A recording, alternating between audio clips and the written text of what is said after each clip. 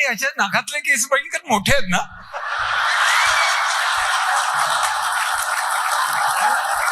माझ्या नाकात मी कधी बघितलं नाही.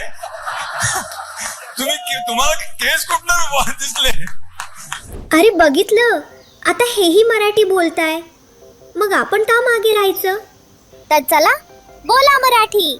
27 फेब्रुवारी म्हणजे मराठी भाषा गौरव दिनाच्या औचित्यावर मराठी मूड घेऊन येत आहे बोला मराठी ओपन माईक स्पर्धा.